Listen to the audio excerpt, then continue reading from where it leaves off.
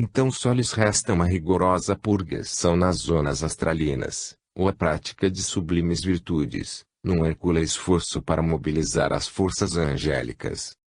Sob tal determinismo sideral, em cada encarnação, o espírito drena uma parte do seu acervo culposo e, devido ainda à sua imprudência ou primarismo espiritual, impregna-se outra vez com um diferente residual tóxico decorrente de novas estrutícias e desregramentos sociais. Lenta e implacavelmente, de existência em existência, de vida em vida, vai expurgando as suas cargas indesejáveis para os diversos corpos físicos, que lhe servem, em suas reencarnações, de instrumentos para a própria manifestação nos cenários dos mundos materiais. Ainda débil de vontade, e incapaz de suportar os sofrimentos lancinantes como as almas estoicas, o espírito, vítima do energismo da vida inferior, purifica-se dos seus pecados sob o automatismo da lei do karma, gastando alguns séculos e até milênios para se liberar definitivamente da mesma toxicidade perispiritual, que poderia drenar numa só vida carnal, caso conseguisse suportar o indescritível sofrimento. Considerando-se que Deus não dá o fardo maior do que as costas, tais espíritos endividados vão drenando as cargas conforme a sua resistência psíquica e o seu comportamento humano mais cristianizado. Mas, as almas mais esclarecidas sob a pedagogia da vida eterna, ao sentirem o peso acumulado em suas vivências de violações, então, resolvem submeter-se ao processo acelerado da drenagem mais rápida para o solo terráqueo, por intermédio do corpo carnal. Assim, tentam expurgar da vestimenta delicada do perispírito, numa sua existência física, a maior percentagem desse lastro de alta densidade, embora, também, pudessem processar esse expurgo em várias reencarnações, e em doses homeopáticas. À medida que se faz o envelhecimento físico, o magnetismo gravitacional da Terra atua, atraindo o conteúdo tóxico do perispírito, o que também concorre para aumentar o sofrimento e as dores, que deverão cessar fisicamente com o último suspiro de vida. Quando o espírito se submete conscientemente a esse processo tão mortificante, embora ainda esteja encarnado, pressente a sua necessidade purificadora. Por esse motivo, sabe-se de pacientes que se tomam conformados, alguns até otimistas, na certeza íntima de que todas aquelas dores acerbas têm uma finalidade transcendente e libertadora.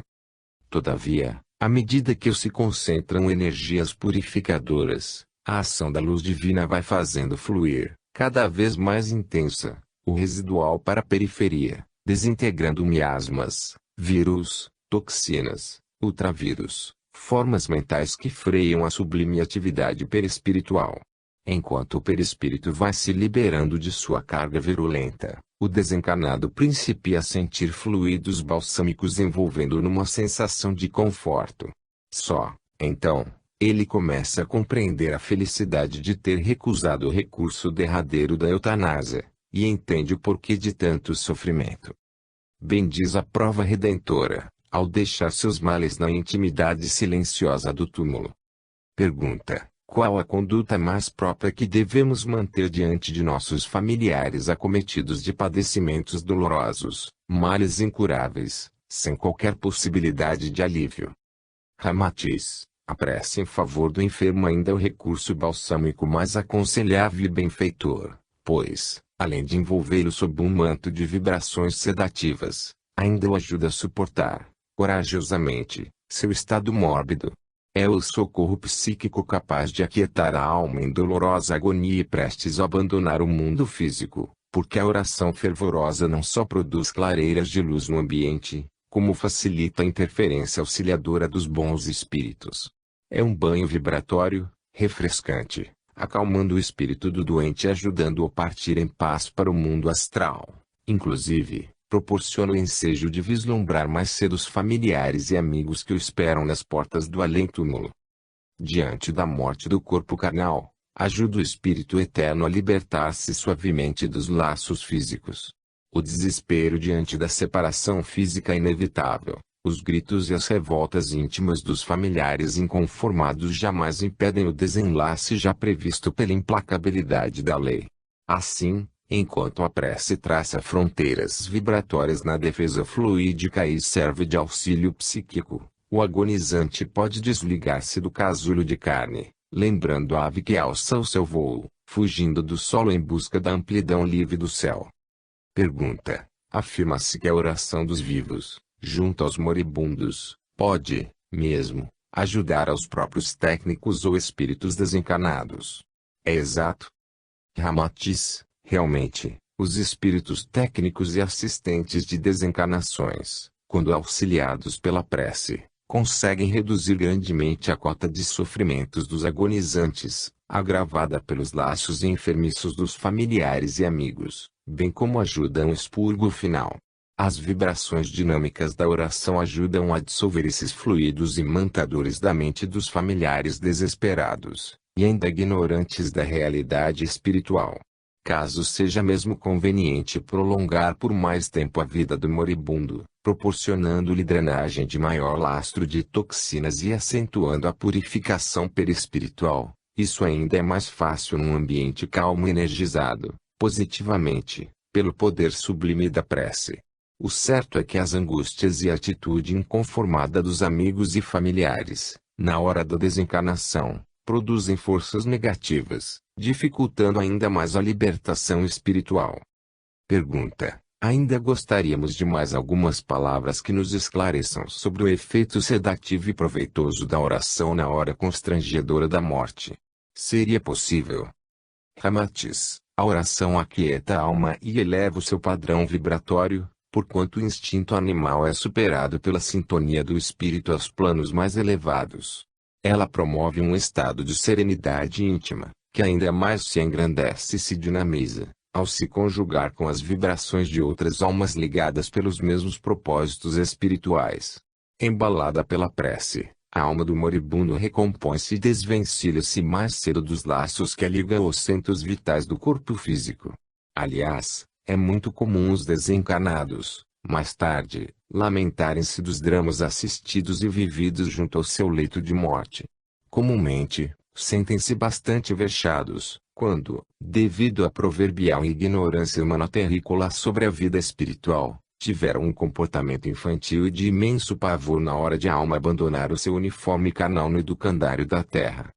Em consequência, só a maneira pacífica, humilde e respeitosa com que aceitamos as dores do corpo e a separação provisória dos nossos familiares é que, realmente, é testemunho da nossa fé e confiança em Deus. Mas, se é criticável a tolice do tumulto primário em torno do leito familiar ou amigo, onde alguém deve partir para o seu verdadeiro lar, muito mais grave é quando médicos, sacerdotes ou familiares pretendem solucionar o problema da morte, com a própria morte antecipada pela eutanásia. Assim, liquidam prematuramente o enfermo, cujo sofrimento é justamente a preliminar da terapêutica psíquica que higieniza e purifica sua vestimenta perispiritual, a fim de chegar em paz e saudável ao ambiente do verdadeiro lar, o reino divino do Espírito Eterno. Capítulo 6. Aborto. Pergunta: sob a luz do Espiritismo, constitui crime a provocação do aborto, em qualquer período de gestação? Ramatiz: considerando-se o Espiritismo a doutrina codificada por Allan Kardec, sob a orientação dos espíritos superiores, cremos que o próprio codificador é quem melhor responde, quanto ao aspecto doloso ou não do aborto, conforme a seguinte orientação dos seus mentores: há crime sempre que transgredis a lei de Deus. Uma mãe, ou quem quer que seja, cometerá crime sempre que tirar a vida a uma criança antes do seu nascimento, por isso que impede uma alma de passar pelas provas a que serviria de instrumento o corpo que se estava formando. Sob tal consideração, verifica-se que a doutrina espírita é taxativamente contrária ao processo censurável do aborto, o qual impede o ingresso de um espírito no cenário do mundo físico, a fim de cursar mais uma série na proveitosa escola terrena de alfabetização espiritual. Lembra o aluno sequioso de aprender a ler e escrever para acelerar o seu progresso humano e realizar os seus ideais junto aos demais companheiros de jornada evolutiva, que se vê enxotado impiedosamente para fora do recinto, sem qualquer direito ou possibilidade de defender-se. Pergunta: Poderíamos supor que todo espírito sempre fica determinado para nascer através de certa mulher, previamente escolhida para lhe servir de mãe. Ramatiz, há leis, organizações, disciplina no além-túmulo. Portanto, todo o processo reencarnatório é estudado e programado pelos mentores espirituais, em todos os seus detalhes, progenitores, constituição física e mental, temperamentos. São mobilizados todos os recursos possíveis para que o espírito, ao retomar a matéria, tenha êxito em seu projeto de vida, inclusive, com várias soluções secundárias. São programadas uma alternativa principal e outras secundárias, de modo a ser a vida material mais útil para o reencarnante. Mesmo os espíritos de consciência primária, que ainda são incapazes de traçar os programas de suas vivências na matéria, dominados pelos comportamentos decorrentes das forças coercitivas do instinto animal, são conduzidos à encarnação obedecendo a certo esquema coletivo e disciplinado pelos mestres da espiritualidade. Embora sejam, mais propriamente, arrastados pela lei gravitacional, em direção ao ventre da mulher terrena, os responsáveis por seus destinos na Terra vigiam-nos desde o seu nascimento, crescimento e até os derradeiros minutos de sua vida orgânica. São entidades que ainda renascem à luz da existência carnal entontecidos e ignorantes de sua destinação espiritual ou individualização no seio do universo. Pergunta: mas, sob qualquer hipótese, a futura mãe desses espíritos primários ou inconscientes fica obrigada a recebê-los em sua matriz uterina e a gerar-lhes um corpo físico? Ramatiz, conforme já vos esclarecemos, a reencarnação funciona num processo disciplinado e correto, sob a vigência irrepreensível da lei do karma. As atrações e obrigações espirituais dos encarnados e desencarnados dependem exatamente dos compromissos, das relações, responsabilidades, amor, ódio e culpas recíprocas, ocorridos nas vidas anteriores. Assim como o Celso Espírito de Maria, mãe de Jesus, encarnou-se na Terra, a fim de usufruir da sublime dádiva de gerar em seu ventre o abençoado corpo carnal para um dos mais sábios anjos do céu, é evidente que Agripina, mulher inescrupulosa, luxuriosa, desregrada, por sua afinidade psíquica, foi designada para servir de progenitora a um espírito nas mesmas condições, o imperador Nero. Sem dúvida, o compromisso gestativo foi estabelecido antes de Maria Agripina encarnarem, embora a primeira fosse escolhida para ser a mãe do Cristo Jesus, enquanto a futura mãe de Nero foi determinada para receber em seu ventre o próprio adversário e comparsa de suas atividades orgíacas do passado. Pergunta: mas, no caso desses espíritos primários ou inconscientes de suas próprias encarnações físicas, suas progenitoras já partem do espaço cientes da obrigação de aceitá-los como filhos? Ramatiz: nem sempre as mães que geram corpos para espíritos primários e inconscientes assumem previamente um compromisso direto para cumprir tal encargo. Comumente, elas também são espíritos de pouca graduação sideral e, assim funcionam à guisa de verdadeiros campos gravitacionais afins, que atraem vigorosamente os espíritos semelhantes à sua própria estrutura.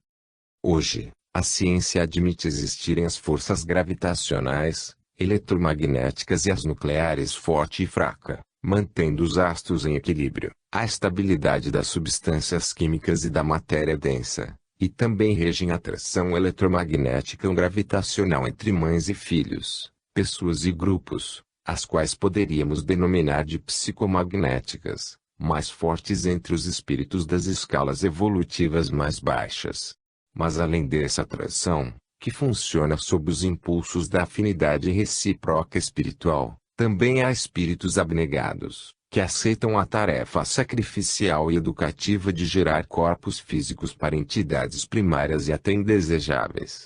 No desempenho dessa missão desagradável, devem servir e educar pelo amor entidades hostis e indisciplinadas pelo domínio do instinto animal.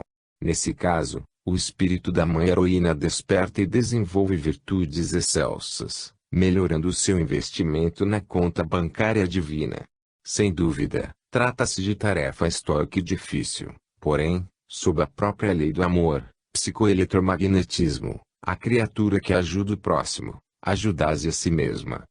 Pergunta: os compromissos assumidos por espíritos que deverão ser nossos pais ou filhos resultam de simpatias, acordos fraternos ou, apenas, devem submeter-se à decisão dos mentores do mundo espiritual? Ramatiz: é impossível expor-vos, nestas singelas páginas, a multiplicidade de motivos que podem aproximar e ligar os espíritos para se organizar o conjunto da família humana. Sob tal condição, há entidades que se unem por afetos e amizades indestrutíveis, cultivadas há milênios, enquanto os adversários, comparsas, algozes e vítimas, ligam-se por força dos efeitos odiosos dos conflitos e das frustrações pregressas. Em consequência, na formação da família humana terrícola, unem-se tanto as almas atraídas pela afinidade dos mesmos sentimentos, ou preceitos de sabedoria, como, também, se associam às entidades atraídas pela força disciplinadora da lei do karma. Pergunta: por qual razão não obrigam os mestres à reencarnação de espíritos relativamente evoluídos, contudo ainda rebeldes e refratários ao perdão das ofensas? Ramatiz: como sabemos, o processo gestacional é muito delicado, e tem início antes da concepção, quando são escolhidos os genes, e o encontro deles nos gametas para formar o ovo, a nidificação, o embrião, o feto e o parto. Fases sensíveis, que podem ser alteradas de forma destrutiva pela mente enfermiça, dificultando e mesmo impedindo, pela destruição, os elementos usados na gestação. Pergunta: é impossível um espírito rebelde e vicioso reencarnar-se no mundo físico sem o prévio consentimento dele? Ramatiz: nada é impossível ao Criador, que através dos espíritos superiores, usando de técnicas sutis ou mais avançadas, leva esses seres primários ao adormecimento temporário, para só despertar no organismo físico. Os espíritos amorosos e justos, segundo as necessidades do reencarnante e de seus grupos afins, suspendem por algum tempo o livre-arbítrio da individualidade imortal para cumprir com a lei da ação e reação, que é eterna. Por analogia, é um processo idêntico ao das prisões terrenas, cuja finalidade é reeducar o delinquente. Em quaisquer condições, as mães recebem amplo auxílio dos técnicos em reencarnação, sobretudo, sempre há uma vigilância severa para que a mãe não sofra prejuízos de saúde em sua tarefa procriativa, nos casos de uma entidade que lhe foi comparsa de orgias, pilhagens, vinganças e outras atividades delituosas no passado. Em tal caso, o laço das afinidades que os une é o responsável pelo processo gestativo. Sem dúvida, há casos em que o poder mental é tão desenvolvido, em certas entidades malévolas, que dificulta completamente qualquer tentativa encarnatória por parte dos mentores espirituais, sem a vontade e aquiescência das mesmas. São espíritos que exercem a sua atividade perniciosa e o poder mental deletério há séculos, ou milênios, nas regiões astrais inferiores. São os responsáveis pela figura do abominável Satã, o lendário inimigo de Deus e príncipe do mal. Mas, o bom senso diz-nos serem as maldades de Lúcifer e os sofrimentos do inferno mais inofensivos do que as torturas, a perversidade e as práticas animalescas do próprio homem. A clássica luta entre o bem e o mal ainda é um produto do estágio do espírito, no seu desenvolvimento da consciência individual durante a vida humana, quando ainda é dominado pela força indomável do instinto, sobrepondo-se aos elevados princípios da vida eterna. Aliás, os espíritos rebeldes, simbolizando os anjos decaídos, consideram o mundo material como cenário eletivo e de direito para sua atividade pervertida, enquanto acuimam as entidades cristificadas de ridícula aristocracia de afeminados. A hierarquia angélica, atuante sob o patrocínio do Cristo Jesus, não atrai, de modo algum, essas almas hipertrofiadas pelo instinto inferior, pois consideram amor e humildade manifestações ingênuas e improdutivas, que adulteram e inutilizam o poder do espírito. Apregoam ser o domínio do mundo carnal para os másculos, homens, e o infantil reino celestial para os tolos desfibrados pelo escravagismo divino. Pergunta: em consequência, Cada encarnação é disciplinada por um esquema de vida e mútuo compromisso kármico entre os espíritos que deverão constituir certa família terrena. Ramatiz, realmente, há um programa básico e disciplinador das encarnações dos espíritos comprometidos entre si por mazelas pregressas, no qual se delineiam os principais acontecimentos da vida física, e os objetivos das prováveis evoluções espirituais. Daí, o motivo de existirem certos destinos fatais e inexoráveis na vida dos seres humanos, causadores de dramas, tragédias e catástrofes, contrariando o merecimento e as intenções dos encarnados. Em verdade, ao chegar o momento nevrálgico de a criatura cumprir determinada cláusula do seu programa kármico, esquematizado antes de renascer, nenhuma força ou interferência extemporânea do mundo poderá desviar ou modificar o acontecimento previsto. Malgrado as revoltas, os desesperos e mesmo as acusações contra Deus. É sempre o esquema pré-encarnatório desenvolvendo-se em suas etapas previstas no espaço e aceitas pelo grupo de almas interessadas na composição da mesma família terrena. Antes do renascimento físico, os mentores da espiritualidade sugerem as atividades terrenas e os procedimentos educativos mais proveitosos à renovação espiritual dos seus pupilos. Eles assinalam as aflições, dores e enfermidades que, embora façam sofrer, despertam os impulsos superiores, afastam dos vícios e enfraquecem as paixões escondidas no espírito, induzindo ao prazer transitório, mas nefasto.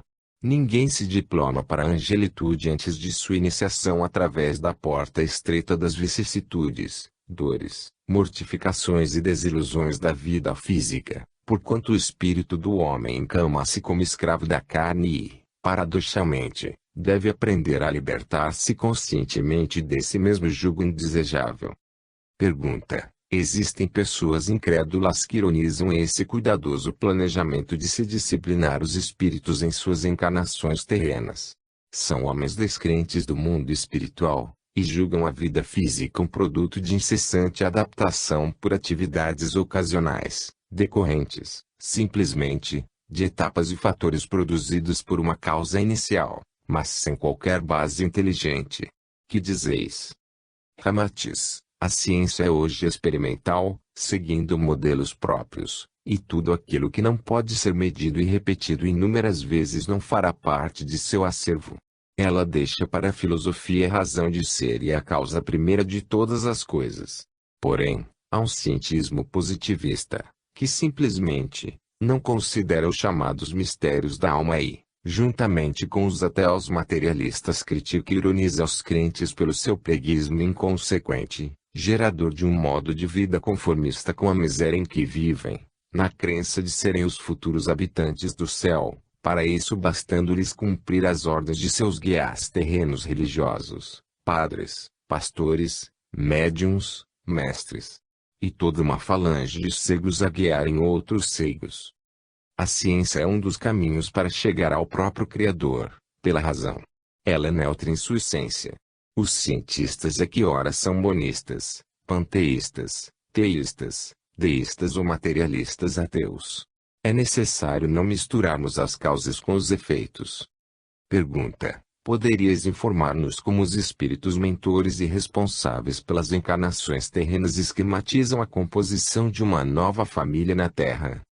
Ramatiz: se temos um exemplo peculiar na sociedade atual, os desajustes dos casais e as consequentes separações. A um plano de resgates mútuos entre os cônjuges e a prole, mas, os erros, ódios e vícios do passado tomam a vida como um impossível e a prova é suspensa até outra ocasião, e a todos são dadas novas experiências vivenciais, que melhor se adaptem ao planejamento global evolutivo.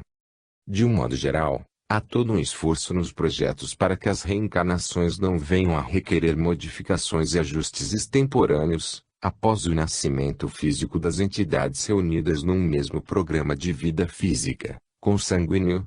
Os mentores espirituais preparam previamente, com todas as minúcias e detalhes, a sequência dos eventos educativos e também conetivos, a serem executados na periferia do orbe físico. Evidentemente, As almas que já superaram a maior parte dos conflitos e das ofensas mútuas do passado conseguem maior êxito e fidelidade ao esquema redentor.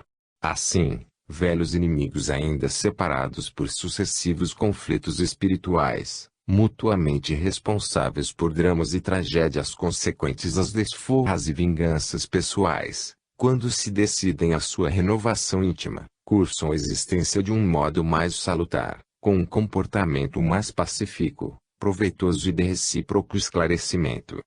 Em consequência, no esquema básico do futuro conjunto familiar terreno, ficam especificados os deveres de todos, e os vários recursos de retificação espiritual, os incentivos para a tolerância e ajuda mútua e a terapêutica do amor no sentido de o conjunto superar a força instintiva animal pelo uso dos ensinamentos cristãos.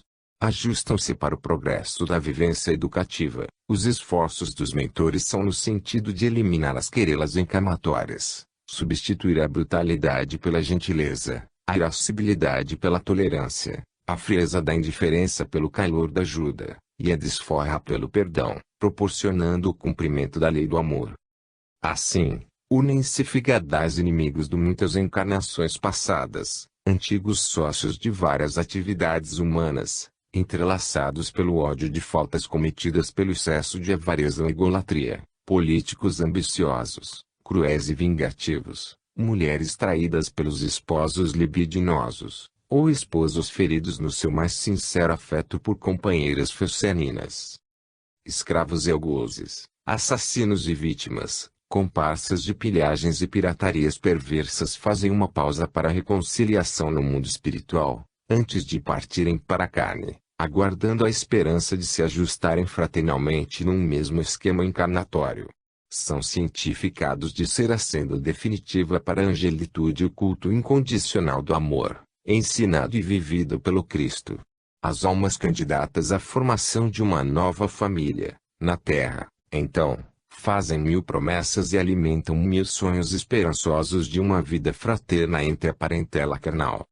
Pergunta: mas em face da discórdia, de incompreensão, da tragédia, do ódio e do crime, que acontecem no seio da família humana, porventura, não falhariam, lamentavelmente, os esquemas educativos e redentores traçados previamente no espaço? Matiz: ainda é muito difícil para um conjunto de almas conflitadas entre si, por ressentimentos, ódios e ignomínias do passado, que consigam cumprir de modo integral o programa aceito antes de sua encarnação na Terra, pois as promessas e mútuos compromissos são velados pela perda da memória perispiritual. É evidente que os projetos elaborados por criaturas viciosas dificilmente serão concretizados totalmente, por serem espíritos primários nos seus esquemas encarnatórios. Malgrado as boas intenções dos espíritos interessados numa vivência amorosa e pacífica, quando na composição da família terrícola, depois de submersos na matéria e subjugados pelos impulsos instintivos da animalidade, torna-se muito difícil manterem entre si os compromissos assumidos antes do renascimento.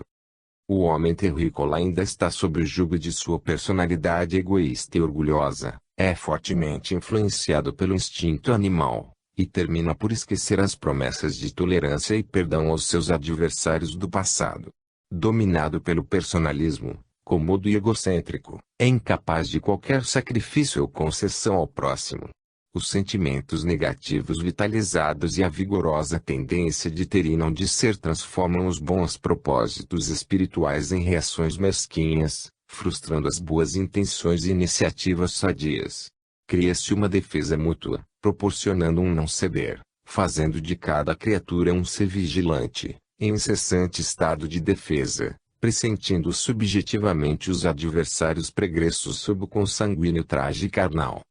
A fraca memória dos espíritos terrícolas os faz complicar ainda mais os conflitos espirituais do passado, pois, sob a ação da herança animal, escravizam-se as paixões e emoções primárias da vida física transitória. Sacrificam a feliz oportunidade de fazerem as pazes e desatarem os laços kármicos com os velhos adversários, a fim de usufruírem alguns momentos de satisfações inferiores. Pergunta: apesar do mais perfeito planejamento elaborado no espaço, ainda se torna muito difícil a harmonia e o aproveitamento dos espíritos adversos, mesmo com o recurso das uniões através dos laços íntimos de família. Não é assim? Ramatiz, realmente, apesar das promessas e dos compromissos jurados, programados entre os espíritos antes das encarnações, as boas intenções memorizadas na erraticidade, quase sempre, são olvidadas na vivência física por interesses antagônicos, que ainda mais fortalecem os ressentimentos, as críticas, obstinações e queixas, fundamentadas nas animosidades das existências anteriores. Não obstante o disfarce canal e da semelhança física, unindo os espíritos adversários sob a mesma ancestralidade biológica, emergem as antipatias pregressas, ante a mais leve humilhação ou reação de amor próprio. Ademais, ainda se deve acrescentar aos conflitos domésticos da família terrena a interferência de outros espíritos antagônicos e desencarnados, os quais tomam partido por esse ou aquele familiar de sua simpatia pregressa, enquanto acicatam o resto da parentela, como processo de desforra do grupo de seus desafetos passados. A família terrena, via de regra, transforma o lar na miniatura de inferno, porque os seus membros são deseducados, invigilantes e imprudentes, sacrificando facilmente a vida espiritual definitiva por quinquilharias transitórias materiais e por suas paixões. Pergunta: os espíritos que se associam para constituir as famílias terrenas, figurando vítimas e algozes, ofendidos e ofensores, exploradores e explorados, escravos e senhores, sempre se encarnam na condição de pais e filhos, cônjuges, irmãos, ou apenas na condição de parentes colaterais? Ramatiz: a família humana é justamente uma das mais importantes instituições sociais humanas, espécie de abóbada protetora, responsável pela perpetuação física dos seres humanos. Cabe-lhe, ainda, a obrigação de amparar a prole e educá-la, até a sua emancipação na luta pela sobrevivência terrena. E através da união física entre os esposos, reciprocamente devedores, e sob o teto da família que se acelera a escalonado espiritual, em face do mútuo revezamento em várias encarnações, quando os filhos de ontem podem ser os pais de hoje, ou de amanhã. Quase sempre, os algozes das encarnações pretéritas tomam-se os pais das próprias vítimas de outrora, lapidando-se entre as dores e as preocupações angustiosas, causadas desde a infância aos descendentes carnais, ante as tradicionais doenças como gripe, febres, bronquites, cólicas, dores de ouvido, de dentes, sarampos ou amigdalites. Os perigos de contágio, as epidemias periódicas ou as enfermidades estranhas causam sustos e temores nos pais aflitos, que sofrem por ignorarem que as aflições junto ao leito das próprias vítimas do passado diminuirão suas dívidas encarnatórias.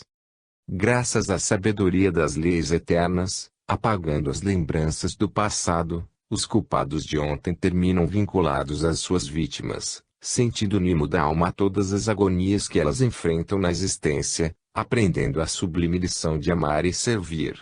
Através dos organismos carnais, gerados pela herança biológica da mesma família, os inimigos e comparsas de existências anteriores intercambiam as lições de afeto, desimantando-se, aos poucos, da frequência do ódio ativado pelas desforras e atrocidades pregressas. Pergunta: embora os pais e filhos possam ser adversários ferrenhos do passado, qual deveria ser o comportamento mais adequado para mais brevemente se ressarcirem das culpas recíprocas? Ramatiz: sem dúvida, as relações amistosas, tolerantes e pacíficas tanto devem ser dos pais para os filhos, como dos filhos para os pais. Diante da disposição de ânimo, simpatia ou antipatia dos atores desses dramas, é de senso comum que só a tolerância e o respeito mútuo beneficiam espiritualmente as criaturas. Os filhos não pertencem aos pais, nem os pais pertencem exclusivamente aos filhos, mas trata-se de espíritos cuja individualidade eterna permanece acima das convenções e dos fenômenos sociais, razão pela qual jamais podem ser escravizados entre si. O respeito, os direitos e deveres e o amparo devem ser recíprocos e, acima de tudo, devem-se manter as relações de liberdade individual, referentes ao destino de cada um, uma vez que tem cada espírito uma tarefa a cumprir, não determinada pelos preconceitos, pelo orgulho ou pela imposição familiar. Há de se respeitar o destino particular de cada membro da família, ante a realidade de ser o corpo transitório e o espírito eterno. Assim, as filhas e os filhos, às vezes, são inclinados a uniões afetivas, decisões, planos e preferências específicas, que vão desde o namoro, o noivado e ao próprio casamento, podendo contrariar os preconceitos sociais, os projetos financeiros ou as simpatias dos pais, obstinados pelas próprias opiniões e decisões, por orgulho familiar. É evidente que, se já existem raízes adversas e ressentimentos espirituais de vidas anteriores, não tarda o conflito na família, desde os rompimentos afetivos às frustrações e separações entre pais e filhos, o que só agrava a animosidade kármica. O ressentimento da vítima prejudicada cresce e aumenta em sua intimidade espiritual, ao pressentir, sob o disfarce do parentesco, a mesma entidade que já o maltratou ou feriu em vidas anteriores. Os filhos não são propriedade, nem investimento familiar. As suas relações com os pais devem ser exclusivamente de natureza afetiva, embora se deva manter a disciplina mais justa, sob os códigos morais dos usos e costumes sociais. Os problemas de relacionamento difícil devem ser resolvidos através de diálogo franco e pacífico. A Terra ainda é uma escola de educação espiritual, onde convivem grupos de espíritos amigos e inimigos, vinculados pela ancestralidade biológica consanguínea. Assim, apesar do seu passado espiritual trágico, dramático ou culposo, esquecido, porém, vivo na intuição mental, é imprescindível que esses espíritos em conflito, mas disfarçados pela máscara corpórea atual, permaneçam disciplinados tanto quanto possível, mantendo fraternal amizade disciplinadora no banco escolar terreno. As lições de vida humana produzidas pelo sofrimento e pelas vicissitudes do mundo são do interesse de todo o conjunto da humanidade, porquanto, na hora dos exames finais, cada um estará sozinho consigo mesmo e a graduação espiritual decorre exclusivamente da própria conduta. Malgrado os próprios pais possam ser espíritos algozes do passado, devem fazer jus à compreensão e à tolerância de suas vítimas, agora transformadas em filhos, que já lhes ficam devendo a dádiva do corpo carnal recebido, para também lograrem a melhoria espiritual. Por esse motivo, o nascimento na escola terrícola é um ensejo sublime de redenção humana, enquanto o aborto delituoso é uma infração da lei, destruindo a possibilidade da mais breve reconciliação entre espíritos adversos de encarnações anteriores. Pergunta: desde que a própria sociedade egoísta e requintada pouco se importa quanto à vida ou morte dos filhos alheios, o aborto não seria tolerável, quando praticado pelas criaturas infelizes e malogradas, o que, muitas vezes, lhes parece a solução mais sensata. Matiz: sem dúvida, o aborto pode ser encarado sob diversos aspectos e causas diversas, devido a interesses pessoais, problemas econômicos, imprudências sociais, medo, comodidade, perda de estética física ou, mesmo, por crueldade materna. Aliás, ainda é o aborto fruto de certa vingança espiritual. Quando o ódio impera no subjetivismo da alma milenária, ao pressentir em gestação, no seu ventre, o adversário pretérito, expulsa-o, dominada por estranho rancor. Embora ainda ignorante das causas dessa aversão instintiva e profunda no seu ser, a mulher não suficientemente cristianizada jamais admite gerar um corpo físico para quem a magoou no passado. A presença do espírito adversário em suas entranhas atiça-lhe as reminiscências pregressas, evocando a tragédia, a loucura ou, até mesmo, o suicídio, ocasionados pela ação do outro em sua vida mental e espiritual. Pergunta: qualquer tipo de aborto é sempre condenável à luz da vida espiritual? Matiz: naturalmente, pois, sempre um infanticídio, e está escrito, não matarás. Porém, as leis humanas são reflexos das espirituais e, se examinarmos os códigos legais, vamos encontrar as circunstâncias atenuantes e agravantes e mesmo termo por justa causa. São agravantes os motivos fúteis, a estética materna, o controle da natalidade e o temor da não aceitação do grupo social. Podemos considerar como atenuantes o fato de certas culturas não admitirem os deslizes de seus componentes femininos, e o caso de suicídios diante das pressões psicológicas. Ainda poderíamos citar os casos de senhoras casadas que, por contingências da vida prevaricam, e o nascimento do fruto do descuido ocasionaria um rompimento familiar, com graves consequências à prole e ao outro cônjuge. E admissível um aborto terapêutico, quando a gestação não tem condições de chegar ao fim, porque a doença materna é mortal, e a única maneira de salvar, pelo menos a mãe, é o aborto. Também incluiríamos, com alguma ressalva, os casos de fetos anormais, cuja patologia não lhes permitiria viver, e estão prejudicando a saúde da mãe, pondo em risco sua vida. Muitas vezes, na espiritualidade, fazemos projetos corajosos e sublimes, entretanto, no retoma carne, velhos vícios, medos, emoções e paixões ainda não dominados afloram e nos levam a deslizes. Mas, se as leis humanas são sábias e justas em cada época evolutiva, procuremos visualizar a divina, que, além de ser justa e equânime, é tolerante e bondosa com nosso primarismo espiritual. Evidentemente, não deve ser acusada e condenada a mãe que se submete ao aborto terapêutico, intervenção cirúrgica que procura salvá-la, embora deva sacrificar o filho nascituro. Sob tal condição, deve sobreviver a mãe, em cujo corpo a natureza trabalhou mais tempo e já assumiu inúmeras obrigações e vínculos de responsabilidade na existência física. Ademais, o que identifica e caracteriza profundamente a culpa das mulheres, quando malogram propositadamente o nascimento de um ser, é a sua decisão íntima de abortar, no sentido de se ver livre do filho intruso em crescimento no seu ventre. No caso do aborto pela intervenção médica e com o objetivo de salvar a gestante, é claro não ter a própria mãe a intenção de praticar tal ato frustrante e, comumente, ela ainda sofre a dor de perder o filho aguardado com extremo afeto e ansiedade. Pergunta: no caso de a mãe paupérrima praticar o aborto, quando já é responsável por uma prole numerosa e enfrenta grandes dificuldades para sobreviver, não seria isso motivo justo? Assim mesmo, cabe-lhe a obrigação de prosseguir até o parto, embora o novo filho possa tornar-lhe a situação ainda mais calamitosa, sem qualquer ensejo de educação ou existência sadia. Matiz: conforme esclarecemos, nem todos são julgados de maneira inflexível. Cada delito ou equívoco humano é tratado segundo o grau de responsabilidade e entendimento espiritual. Ademais, existem fatores ou circunstâncias que também levam a mulher a abortar por culpa ou indução de outras criaturas. É o caso das mães solteiras, dominadas por homens feceninos e delinquentes, as quais são obrigadas a se desfazerem dos filhos, para evitar-lhes comprometimentos pessoais.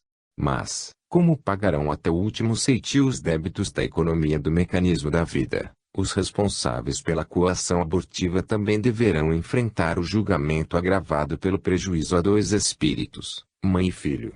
A mulher que aborta obrigada pelo marido, amase-o sedutor, sendo incapaz de opor-se à vontade dele mais vigorosa, não pode ser julgada espiritualmente pela mesma culpa que deve sentenciar a madame rica e farta, ao livrar-se do filho intruso para evitar a deformação do corpo ou algum escândalo público. Contudo, é certo ter a mãe pobre e capaz de cumprir até o final o resultado de sua própria vontade sexual, e dar vida a um novo ser, os méritos espirituais, sendo agraciada com créditos a serem usufruídos na próxima encarnação. Diante dos fatos dados pela ciência como explosão demográfica, levando, em épocas futuras, à extenuação energética do planeta, bem como do primarismo do homem dominado pelo instinto do prazer, há toda uma indústria científica para a anticoncepção. É um recurso usado pelas populações, a fim de evitar o crime de aborto. Entretanto, existem os métodos anticoncepcionais contrários à natureza humana, como os hormônios, os dispositivos mecânicos, as mutilações cirúrgicas, e os mais naturais, como a abstinência sexual, e uso das tabelas dos dias férteis e inférteis da mulher. Perante a lei da vida, cujo objetivo maior é a evolução de todos os espíritos, o meio mais lícito é a continência sexual. Assim fazem os animais, guiados por essa força chamada instinto, que só procriam no período do cio, para manter as espécies em equilíbrio biológico. Em consequência, o aborto praticado pela mãe pobre ou rica, no seio da miséria ou da riqueza, é sempre censurável sob as leis da vida, porque se trata de uma violência intempestiva, implicando uma série de prejuízos e alterações, desde o mundo espiritual até o terreno. O fato é que a mãe rica, pelas suas condições, tem a obrigação de dar à luz o filho e criá-lo, por não lhe faltarem os meios necessários para o êxito dessa nova vida. A mãe pobre, mesmo diante das dificuldades para cumprir o dever da procriação, tem o merecimento da coragem de não temer a miséria. Pergunta: insistimos, ainda, em indagar-vos, mesmo submetida às maiores privações do mundo, sobrevivendo dificilmente, sem qualquer ajuda, a mãe paupérrima é sempre culpada a se praticar o aborto. Não lhe cabe nem o direito de decidir pela solução de abortar, ante a angústia de procriar um filho para a nudez e a fome. Ramatiz, que seria do mundo, caso Maria de Nazaré resolvesse abortar o seu filho Jesus, só por causa de sua pobreza? Ela não sabia se teria o pão do dia seguinte.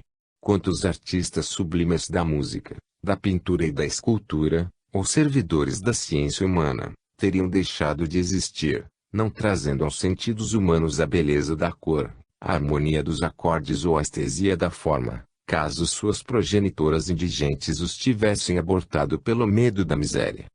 Seja qual for a opinião do mundo, justa ou injusta, racional ou emocional, o certo é que, após se iniciar a gestação, e apesar das justificativas de problemas sociais, financeiros, econômicos, é sempre um agravo interromper o curso criativo. Ainda, supondo-se que o nascituro venha a se extinguir pelas forças agressivas e precárias do meio ambiente, a mãe cumpriu o seu dever e redimiu-se perante a lei. Conforme já vos dissemos, o aborto só é lícito em casos excepcionais, como quando periga a vida da gestante a ser salva pelo médico, embora com o sacrifício do feto. O destino de qualquer criatura é previamente traçado antes de sua encarnação e a administração divina jamais elabora programas absurdos, injustos ou impossíveis. Não cabe à mãe, ou aos demais, decidir se o aborto é mais salutar nos casos de dificuldades sociais, econômicas ou mesmo de instabilidade civil. O espírito que se materializa no ventre da mulher terrena, apesar de onerado por mil dificuldades, há de viver e cumprir o destino, que é o resultado específico da soma das virtudes e dos vícios perpetrados em suas encarnações anteriores. Mesmo o nascituro atirado numa lata de lixo jamais perecerá míngua, caso seja do seu projeto sobreviver e emancipar-se no seio da maior pobreza do mundo. Não há qualquer imprudência, leviandade ou negligência por parte dos mentores siderais, quando decidem sobre determinado destino humano, considerado pelos homens justo ou injusto. Tudo é examinado, programado, de modo a favorecer o encarnante quanto à sua vida espiritual, pois, o resto é simples acessório de vivências carnais transitórias. Cada homem vive o esquema necessário ao seu karma passado, quer venha nascer num tugúrio infecto ou num palácio dourado. Jamais receberá proventos e favorecimentos indevidos, nunca pagará dívidas e contas que não assumiu. O ventre materno é, tão somente, a câmara de materialização do espírito encarnante, o qual mobiliza as energias etéreo-físicas do mundo e, ali, confecciona o traje carnal para frequentar a escola terrena. Todo aborto não justificado por uma razão importante é sempre violência e crime, frustrando um curso benfeitor. É insensata a mulher que resolve eliminar o fruto resultante do seu próprio prazer, só porque isso lhe traz incômodos, desprestígio social, críticas públicas ou vivência onerosa na existência física tão passageira. Terminada a gestação e entregue o resultado à luz do mundo, a mãe ainda pode ser algo culpada, caso não cuide da sobrevivência daquele filho, mas, é bem menor o seu delito, quando não pratica o aborto, mesmo diante da dificuldade, Porque da vida física do filho os fados se encarregam. Pergunta: e quanto à mulher prostituta, que por força de sua condição abominada pela sociedade, ou pela impossibilidade de criar o filho, pratica o aborto na luta pela sobrevivência? Ramatiz: a lei não julga com medidas diferentes a mulher que é prostituta e a que não é. No tocante à condição de mãe, ambas são disciplinadas pelos mesmos preceitos, nos quais não há qualquer diferença entre a mãe prostituta ou a mãe digna. O processo de criar um corpo destinado previamente a certo espírito encarnante é uma tarefa assumida antes da própria encarnação pela mulher terrena. O aborto é, no Código Penal da Espiritualidade, crime infamante, porque destrói um organismo indefeso, e já servindo a um espírito em descenso reencarnatório. Toda gestação, aí na Terra, é vinculada no espaço a um programa kármico coletivo, desenvolvido através de séculos e séculos, reajustando e redimindo adversários dominados pelo ódio, pela vingança e por faltas recíprocas.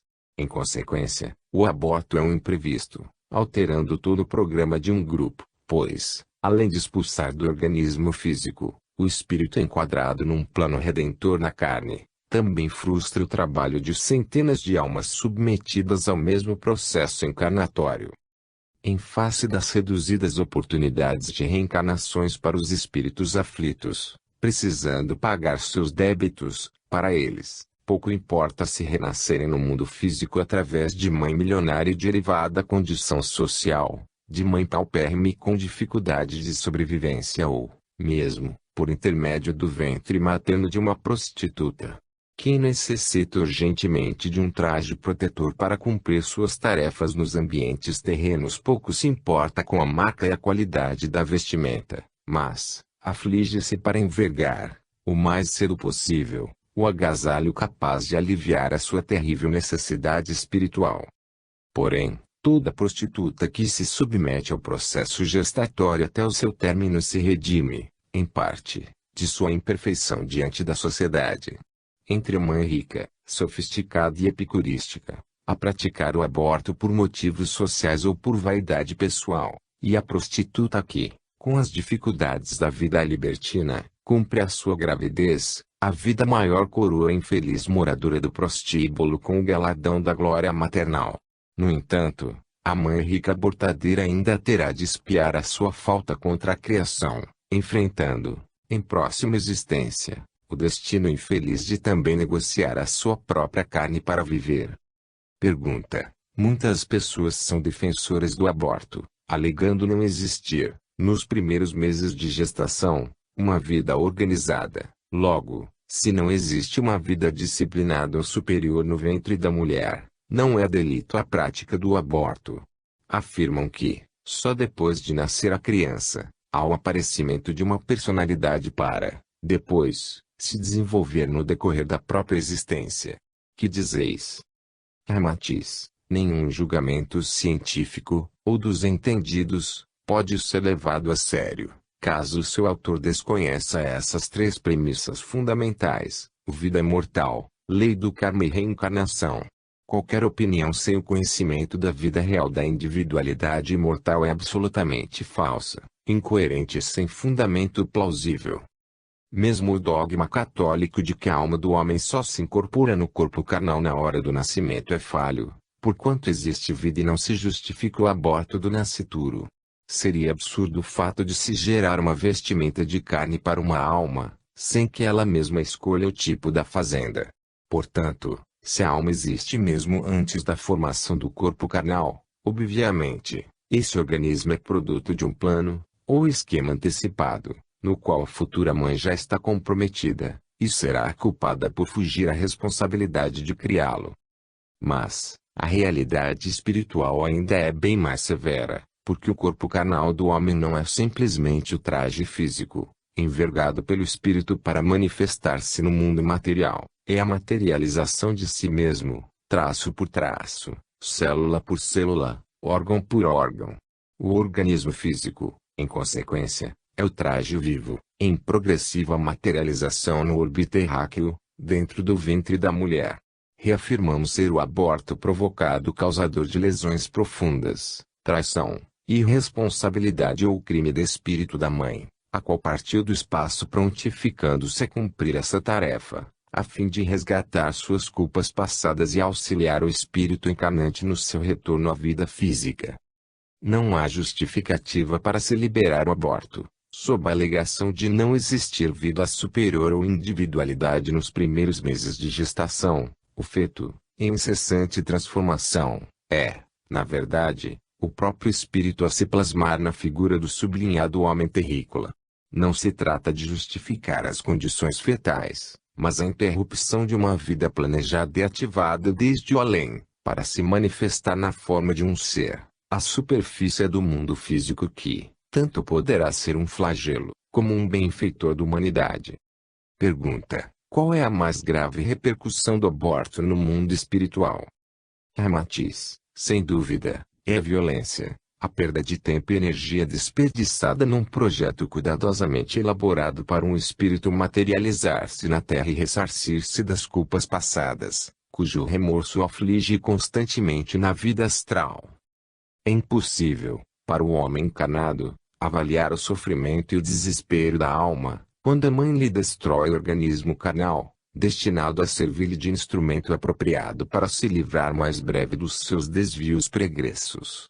Mal sabem as infelizes mães abortadeiras que esse rompimento imprevisível frustra um programa da mais alta responsabilidade espiritual, do qual os médicos e as fazedoras de anjos assumem a responsabilidade, e terão de ressarcir os danos causados à mãe e ao filho, em próximas reencarnações, atrasando a própria evolução espiritual.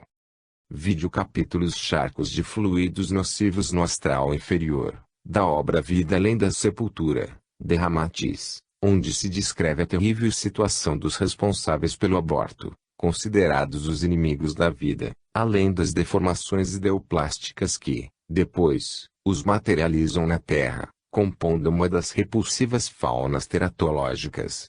Na hora infeliz do aborto, são seccionadas abruptamente as ligações não só de corpo para corpo, como, também, de espírito para espírito, frustrando uma pleiade de tarefeiros do bem, curvados e pesarosos pela ignorância humana, a ceifar de um só golpe brutal a vida carnal e anímica de um ser esperançoso de encontrar a redenção de seus equívocos. Pergunta: que dizeis da estuprada que, em consequência, engravida e pratica o aborto por causa da revolta justa em expulsar de si o fruto de um delito hediondo? Ela também incorre na mesma culpa atribuída aos que praticam o aborto sem um motivo real. Ramatiz: cada existência humana, já o dissemos, é um enredo elaborado e decorrente de acontecimentos vividos no passado. Não há, jamais, um fio de cabelo de injustiça por parte da lei kármica. A criatura humana passa sobre o planeta colhendo os frutos saborosos ou insulsos da má sementeira anterior ou, então, usufruindo dos benefícios da boa sementeira do passado. Nenhum acontecimento, fato ou vicissitude ocorre sem algum fundamento kármico geratriz, em encarnações anteriores. Embora se verifique certa fatalidade nas vivências humanas, não há, propriamente, um destino implacável e insuperável, o qual é sempre decorrência de um programa previamente elaborado pelos próprios personagens do drama terrícola, sob a assistência de entidades superiores, e esses quadros aflitivos e acontecimentos trágicos ainda proporcionam a devida educação superior espiritual. Aliás, em obra anterior, expusemos que o próprio homicida não fica predeterminado a ser assassinado na próxima encarnação, mas, por força de sua índole inferior, e atraído para viver no seio de assassinos. Em verdade, quem mata elege-se para viver num ambiente ou coletividade afim à sua natureza criminosa, assim como o pintor, o músico e o escritor, na Terra, buscam-se, entre si, pela lei de afinidade, e passam a viver mais propriamente em grupos eletivos. Evidentemente, a mulher que sofre o estupro, e ainda a infelicidade de ser fecundada, malgrado ser vítima de revoltante ignomínia de um indivíduo desnaturado, demonstra encontrar-se desprotegida pela própria lei infringida por ela no passado, quando provocou desditas semelhantes. A ação corretiva ou exemplificadora da lei da vida não implica uma injustiça, porquanto é do conhecimento do homem que a semeadura é livre, Mas a colheita é obrigatória, o que a criatura sempre recebe segundo as suas obras. Não obstante quaisquer justificativas ou revoltas íntimas contra o fato, ainda cabe à mulher infelicitada e inconformada a tarefa de dar à luz o filho do tarado sexual, para redimir-se de culpas pretéritas. Sem dúvida, foi apanhada pela lei no momento oportuno, pelos laços expiatórios, para saldar débitos passados.